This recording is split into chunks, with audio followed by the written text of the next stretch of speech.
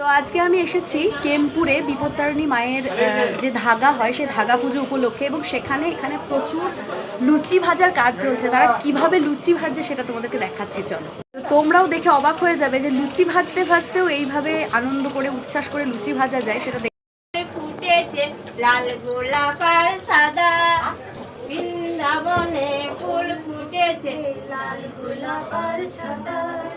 কোন ফুলেতে কৃষ্ণ আছে, কোন ফুলেতে রাধা, বৃন্দাবনে ফুল ফুটেছে লাল গোলাপ আর সাদা। কোন ফুলেতে কৃষ্ণ আছে, কোন ফুলেতে রাধা। আই ললিতা আই বিশাখা দেখবি যদিয়া, আই ললিতা আই বিশাখা দেখবি যদিয়া, এই আই ললিতা আই বিশাখা দেখবি যদিয়া, আই ললিতা আই বিশাখা দেখবি যদিয়া।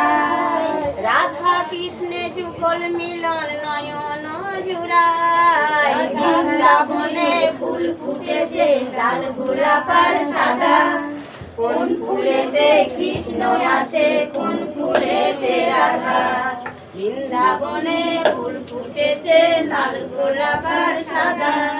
কোন ফুলেতে কৃষ্ণ আছে, কোন ফুলেতে রাধা।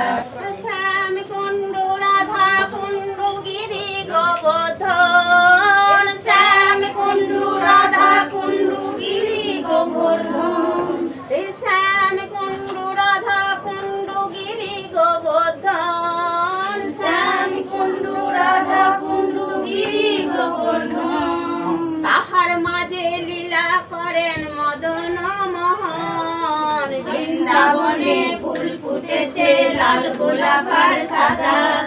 কোন ফুলেতে কৃষ্ণ আছে, কোন ফুলেতে রাধা, বৃন্দাবনে ফুল ফুটেছে লাল গোলাপ আর সাদা। কোন ফুলেতে কৃষ্ণ আছে, কোন ফুলেতে রাধা।